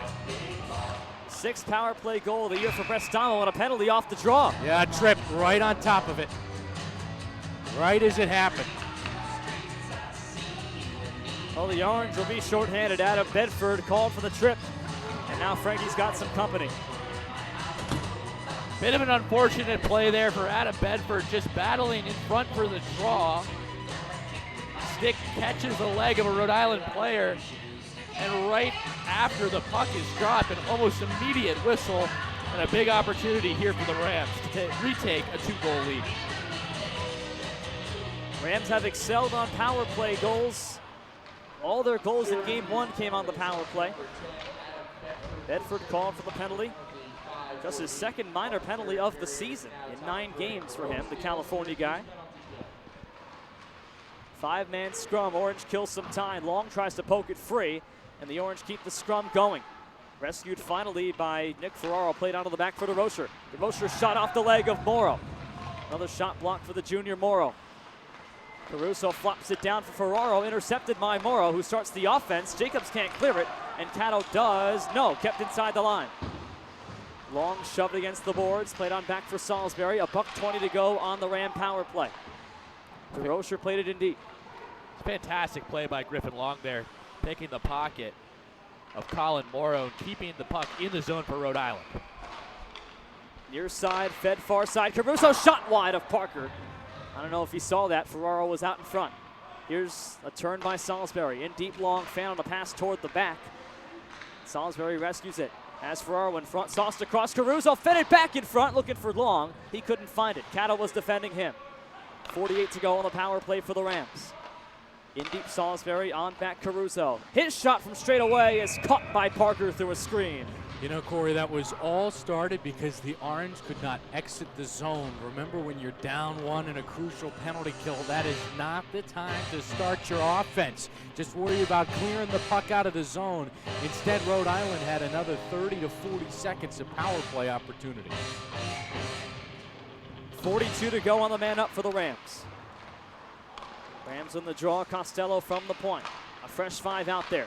Gets the return pass from Allsfeld. On across, one-time shot deploys. May have tipped off something as it came to the backboards. I think it got the tip of Parker's glove. Billy deploys again. 2 Orange set up in front for a screen. Comes around for Creamer. Creamer toward the front, off the side. Rebound cleared by the Orange Prestamo, but not out. Played by Costello. 15 on the power play for the Rams. Deploys shot, stopped off the Stone, his own man. Costello's got it pinching up to the circle. His shot blocked away by Ryan Dowd. The rookie on the penalty kill. 5 to go on it. Here's Creamer. Fed it wide side. Hatchett defends that one well. Allsfeld cleared down near the bench. Penalty time is up. And moving out of the box, Hayward lifts it high. He's saying that he's hooked. He wants a penalty shot. I don't know if he'll get one. Well, the referee points to center ice, which would indicate a penalty shot is coming. Creamer got to the box, and we'll see. See if Frankie can hear something. Said it was before the shot and the scoring opportunity. That seemed to be the explanation to me. But you'll take it if you're Syracuse. They've been oh so lethal on the power play here. And the big guys to watch out for, as always, but especially on the man advantage, number 6, Ford Hatchett, and number 17, Peter Owen Hayward. The latter really thirsty for a hat trick after he couldn't get it last night. There's a shot tip near Bruno Grande, no good. Orange begin the power play. Loose in front for Jacobs, and it's cleared down by the Rams. That penalty on Creamer may have been one he had to take as Parker covers up. And that really all started back in the defensive zone on the penalty kill for the Orange. Lucas Prestamo made a couple of great plays in the slot, clearing the puck out of the goal mouth. Syracuse defensively did everything on that penalty kill that they didn't do in the second period. That costed them a couple of Rhode Island goals. But good defense leads to good offensive opportunities, and in this case, a power play for the Orange. Early on in the power play, still 1:35 to go. Mackenzie Murphy, part of a fresh 5 out for the Orange. Preston gains the zone, puck drop back, and Murphy's got to recoil. Freshman from New Hampshire, Mackenzie Murphy. From the hills of the Great Mount Washington. Moved on by Caruso. Rams want a penalty. They want a slash. And they don't get one. They're going to keep checking for rain. And just an aggressive play, but don't know if you can call that. And we haven't been needing to go for penalties. You see that.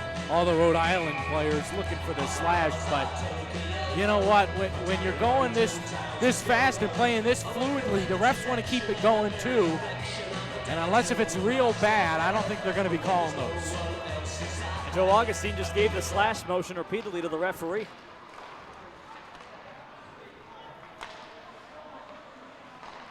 Rams control off the offensive zone draw win. Short-handed, sent through the legs of Salisbury. Comes on back near Eric Parker. And Caddo backs it up for the Orange. A minute gone, minutes ago, minor penalty. The call on Patrick Creamer on the Hayward breakaway, but before the shot attempt. Hayward sitting on 2 goals, but Jacobs in front. Hayward drags backhand, forehand shot, flops over the net.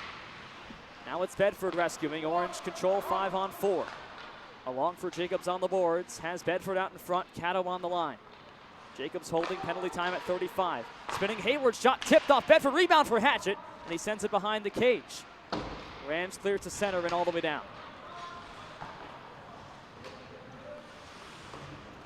25 on the Orange power play. Trailing by 1, 10:35 to go in regulation time. Glad you're with us here at Kennedy. The Orange's last game in about a month's time. Moved on by Preston. Goal line shot. Preston stops as a glove of Preston went flying.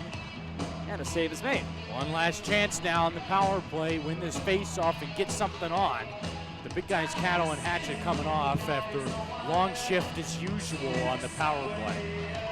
Got to be careful here, too. If Rhode Island can manage to win this face-off, Patrick Creamer will be getting out of the box in 8 seconds. Something for the Orange defense to keep in mind so that Creamer doesn't get in behind their backs for a breakaway. Luke Judge lost the draw. Prestamo won it. On back, Caleb Decker.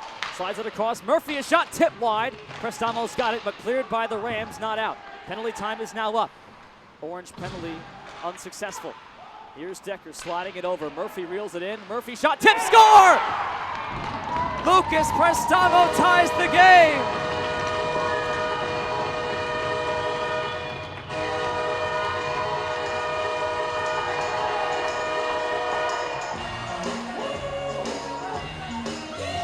Lucas Prestamo's blistering offensive output just continues here in this third period. That one off of a shot from Mackenzie Murphy. Textbook deflection by Lucas Prestamo on that one. And the junior has tied this game up for the Orange. Not fair at all.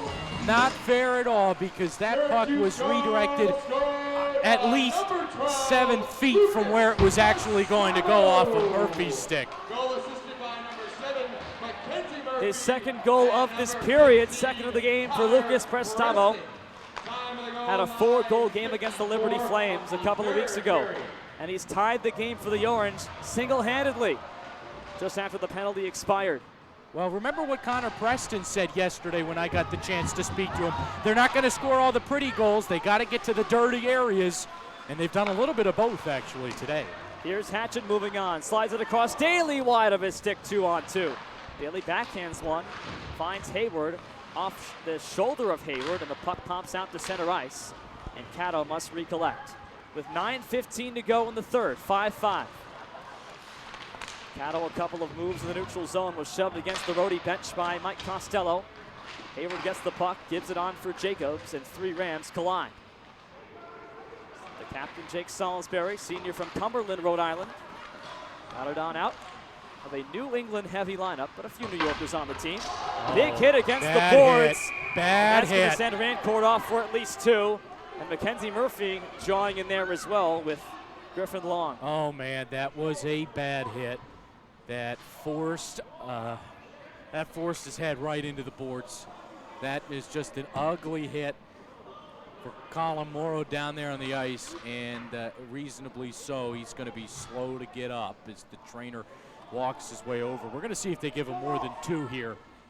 That was a nasty hit.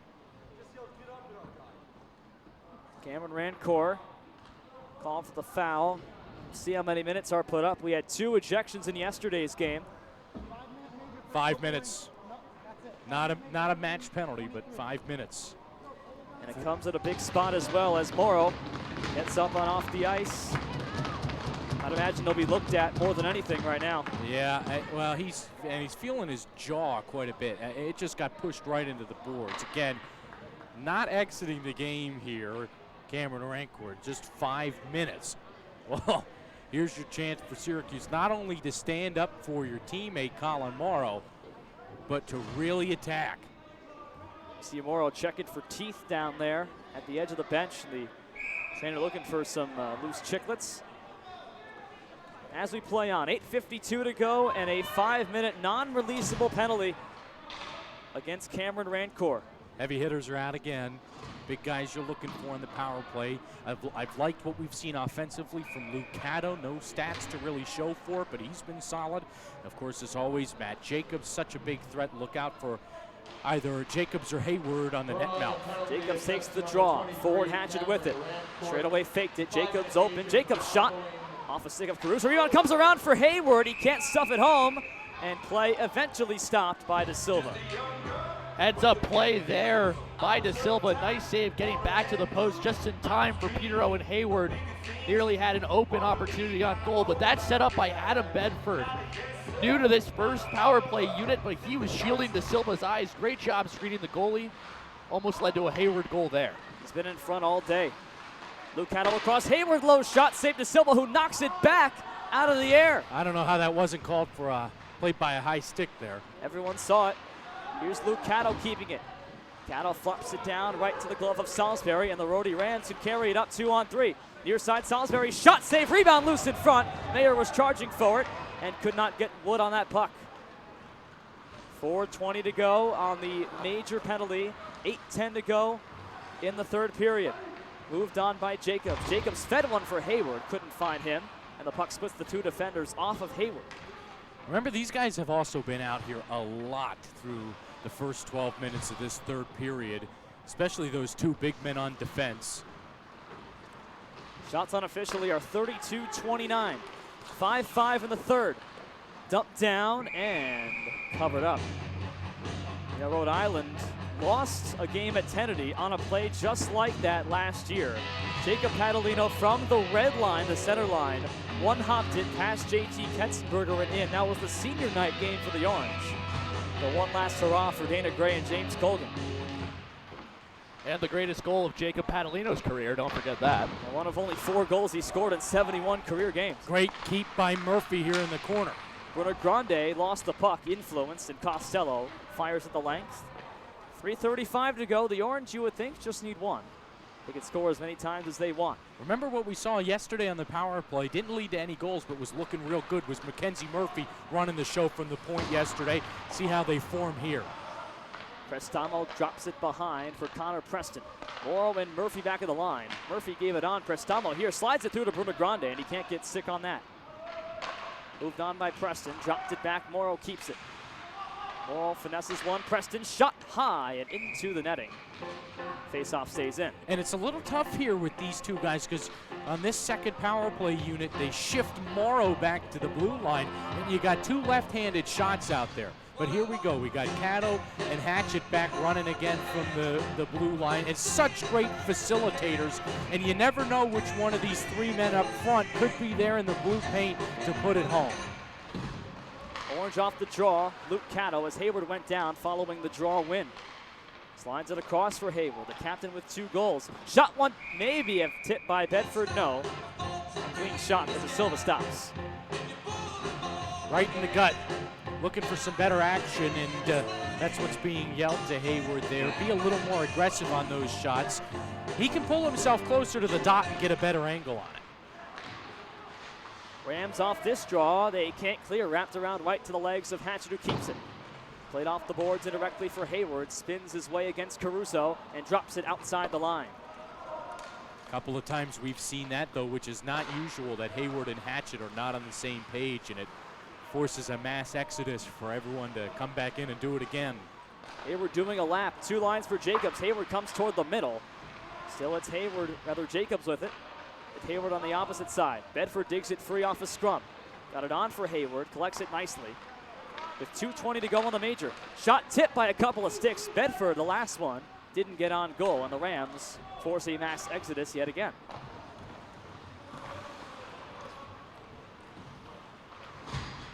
Under 6 to go, third period.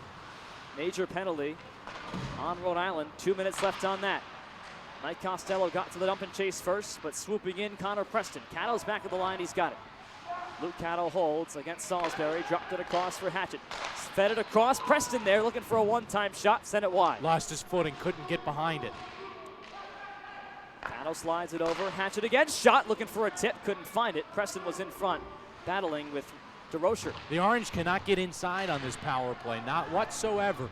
And it's been the best penalty kill by the Rams, not letting anybody off the boards. Prestamo for Preston, lobs it wide of his stick. Looking to sauce it through Nick Ferraro's defense. Orange get the Murphy line back out there. Colin Morrow also there, switching from forward to D on the power play. Puck sent behind to Silva, can't clear it. Here's Gordon shooting one. Bit of a hasty shot there from Zach Gordon. He had Prestamo open. Yeah, he did, but a nearly costly penalty on that whiff from Du Bois, a whiff I felt from here. Here's Gordon off the side of the crossbar. Played on by Hayward, dumps it off the boards for Gordon. A final minute of the major penalty. On back for a feed across to Mackenzie Murphy. Murphy walks the line, shoots through traffic, tipped just wide by Prestamo. Du Bois takes it and fires it down, and the Orange have to retreat again. And they're going to shift again, try one last push offensively. Final 38 of the power play. Rams take it over. Ferraro slides it across, looking for Stone, can't find him, and the Orange carry it back out with numbers 4-on-3. Moving it on, Colin Morrow drops it off for himself, gets there in front of Du Bois. Bruno Grande joins in, puts a stick into the hands of Du Bois, and 3 Orange collect it. On back, Mackenzie Murphy. Murphy shot, tipped off a rammed leg of Caruso. Here's Du Bois sending it down, and that might be all. Final 12 of the power play. One final rush if the Orange can get it. They'll opt to make changes instead. It's interesting, Frankie. You were saying that Syracuse is struggling to establish any type of inside pressure on that power play. It almost looked like they abandoned the strategy of trying to get deflections in a way that they were having some success actually getting people with the puck off of tips in the slot. Drop back for Mayer from Ferraro, defended nicely. Adam Bedford and Ford Hatchett 2-on-2. You were reading my mind, Cal. As well. You're reading my mind, Cal. I was thinking the same exact thing, that it felt like that whole power play, the Orange were trying to force the issue on those deflections instead of just letting it happen.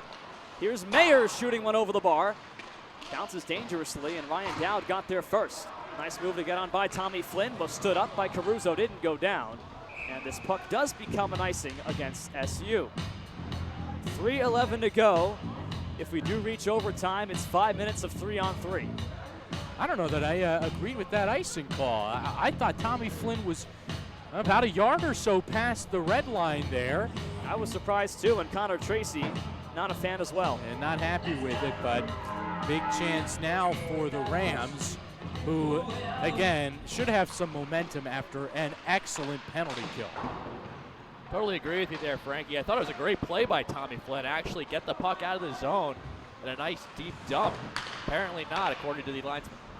Griffin Long brought it back on. A shot went wide. Plenty of steam on that. Here's Caruso keeping it for the Rams. Caruso had it tipped by Flynn. Ryan Daly carries back out. Daly was hauled down by Caruso, and that's going to cost Salisbury, the captain, arguing that it should be a call on SU. But it's Daly who was hauled down, and the Rams shorthanded for essentially the rest of regulation. Not a trip, because he actually dragged him down to the ice. I like that call a lot. I think that's a good call right there in center ice. Just held him on the arm and dragged him down as he was falling. Someone we saw in the sin bin a lot yesterday, Daniel Caruso, finds himself back there with 2:46 remaining here in regulation. Now the Orange have a chance to do something they couldn't do on that major. Timeout call. What a hugely costly penalty there by Rhode Island. You just killed off a 5-minute power play for Syracuse. And if you ask anyone who plays the game, killing off a 5-minute power play is one of the hardest things to do. Huge momentum for Rhode Island off of that penalty kill.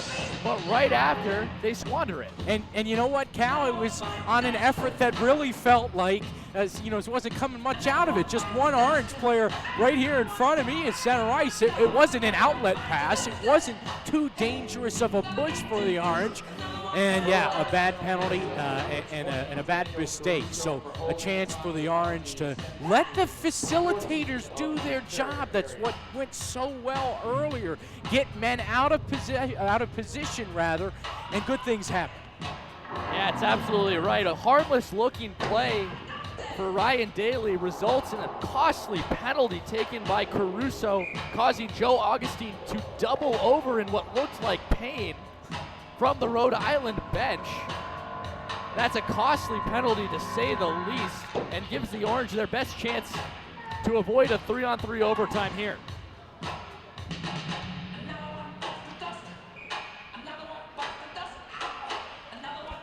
Two minutes of power play time as the senior Caruso goes to the box. And the Rams started with a face-off win and a clear. Let's not forget, though, how good this Rhode Island penalty kill has looked in the last couple of opportunities. They've stymied this Orange offense. Let's see if they can do it again here. They're just being real aggressive. Here's Hayward moving in. Hayward drag, shoots, save made to Silva.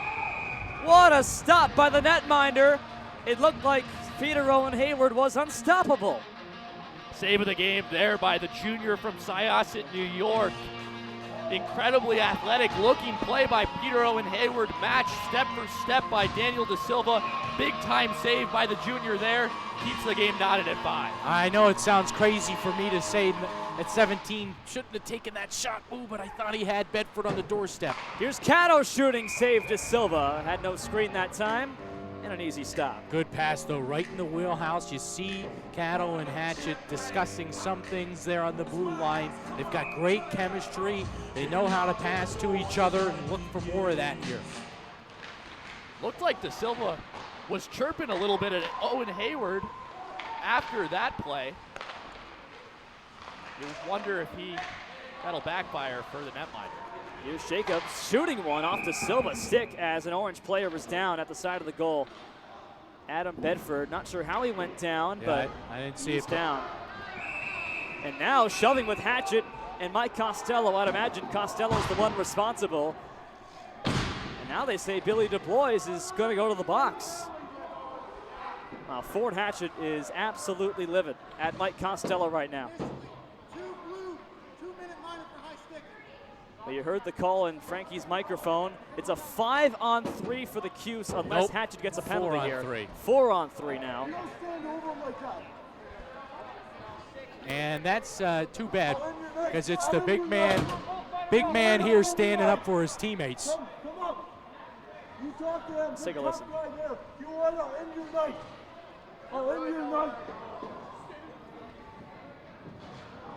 You don't usually see Ford Hatchett animated like that. Don't know what was said on the ice, but you have to imagine it was something pretty bad to get Hatchett like that. Yeah, it was when Bedford was down at the high stick, guys, and when you got a guy standing over one of your teammates and taunting a bit, that's why he wears the A on his sweater there, standing up for his teammates, and unfortunately, though, cost him. But still, remember, got 121, a 4-on-3. 5-on-3 now. 5-on-3 for the Cuse to try to win the game. 5-5 with 2:07 to go. They'll be man up until the 7-second mark of the period, barring any goals. And now Rhode Island saying that the Orange should have only had 4. There's no call. Rhode Island thinks it's 4-on-3, and you saw Ford Hatchett saying it's 5-on-3. No one can agree on the amount of men. Here's Hayward at the side. Murphy can't get it through. So it's 5-on-3. Joe Augustine thinks it should be 4, but we're skating 5. Mass chaos here, ladies and gentlemen. Oh, what chaos. Here's Mackenzie Murphy. Last 95 seconds. Luke Cato across for Matt Jacobs. Holding, gives it on. Luke Cato has to collect it off the wall. Around behind Bruno Grande. Hayward comes in front. Bruno Grande looks his way. Dropped on back Matt Jacobs. Jacobs holds. Jacobs faked the shot, dropped it back. Murphy away from the reach of Salisbury, played it all the way around to the opposite corner. Luke Cato with it here. 1:15 to go in the game. Jacobs across. Murphy holds, gave it on. Cato, no. Just missed him. Did not get it in the space to shoot. Would have been a great opportunity. 2-on-1 scrum. Hayward comes free. Bruno Grande comes in front. You hear Ford Hatchet from the box. Shot was tipped, comes right back. Bruno Grande can't get it through. Last 53 seconds. Still a 5-on-3. Puck comes down the ice. Rhode Island gets their first man out, Daniel Caruso. We're at 5-on-4. A 5-on-4 till the 40-second mark, or the 7-second mark of the period. We're at 40 right now. Carried back up by Connor Preston. Preston, a shot goes high of the bar. Oh, that was a net-seeking missile there. Here's Morrow looking. Gave it on, and it's Connor Preston again. Preston across, off the stick, and Chris Mayer charging after it. Murphy with tired legs gets there first, plays it nicely to Gordon with 15 to go. Gordon's checked by Stone. Puck comes off the stick of Preston. Second penalty now up, back to 5-on-5. Moved back on by Preston. Preston shot saved to Silva. Rebound comes off of Preston, and Prestano with 3 to go. On back, Morrow shot through traffic, does not go. Blocked in front by Cam Edward. And that is how regulation comes to a wild end at Kennedy. Boy, this is fun, isn't it? What an end to this chaotic period. The last 9 minutes or so here, the Orange spent it for the most part on the power play. Rhode Island bending but not breaking in a big way here down the stretch from Kennedy. Put a tent over the circus. That's what it really felt like over the last 3 minutes. We've been sitting here the whole time going, oh, where are the penalties? We got a major, we got a few matching penalties there at the end with the big man Ford Hatchet as well standing up for his teammates. So, oh wow, what a chaotic finish. And you know for a fact, Syracuse, if they end up losing this game, it's going to be really kicking themselves because they had a number of golden opportunities to the Orange. You think a 5-minute major and then 1 minute and 41 seconds of 5-on-3 play to just about close out the period. So we'll see what the 3-on-3 does. Remember what we've talked about multiple times today and yesterday, that we really feel as if the open space and the speed of the Orange has helped them out quite a bit. Well, guess what? We're going to get a lot of open space and a lot of speed now. Yeah, it seems like every time this Syracuse team gets into a 3-on-3 overtime situation, it's a bit of a blessing for the Orange. Hero and Hayward, an absolute monster with open ice, and in 3-on-3, there's a whole lot of it, especially when he's paired with Matt Jacobs and Ford Hatchet on the wings. Give credit where it's due, though. This Rhode Island penalty kill has stood tall here down the stretch in this one. Really impressive stuff from that unit, killing off about 2 minutes of 5-on-3 time right after killing off 5 minutes of 5-on-4 time. That's not easy. Very impressive stuff from the Rams. And nothing from the slot, Cal. Just nothing open inside. No real estate there. Yeah, you can keep trying for the deflection, but if you got 3 guys standing inside, even though the puck's only this big, it's hard to get through. So Syracuse tried to go back to its passing ways and still couldn't draw up enough open space. Now you got Hatchet, Jacobs, and Hayward to start it off. Both teams 0-1 in overtime games. The Orange's OT loss came against Kent State, their first game of the season, October 4th. First possession Rams, 5 minutes of 3-on-3. Shootout would come next. Here's Jacobs flying with Hatchet. Jacobs got by Salisbury. Hatchet takes it and lost it right away. Great poke check by Hatchet, though, to force the issue. Moved on 2-on-0. Salisbury moving in. Ferraro back for Salisbury. They score.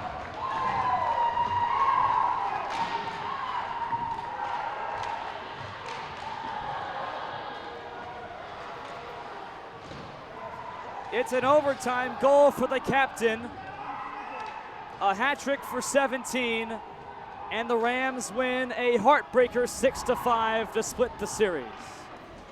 Well, you had Hayward, who's the only one back, and you think maybe if you've got a defenseman back there, he plays that a little more conservatively and hangs with the captain, Salisbury. Instead, he goes for the lane cutoff and misses and creates that 2-on-0. Well, 3-on-3 overtime, just the slightest defensive mistake can result in an absolute grade A scoring chance for the other team. Not a lot of margin for error in those types of situations.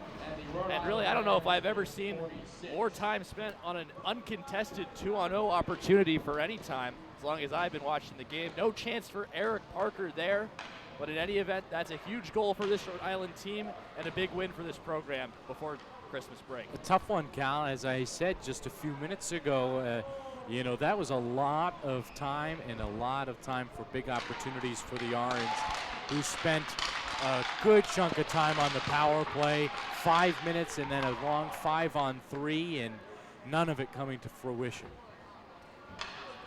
Final shots on goal, Syracuse 50 and the Rhode Island Rams 46. A series split to close out the calendar year 2019. The Orange will hit the ice again at Buffalo on January 11th, a 1:30 Eastern Time start. So for Cal Stewart beside me, Frankie Vernouski downstairs, Cory Berberian saying so long from Tennessee. The final score, Rhode Island 6 and the Cuse 5 in overtime.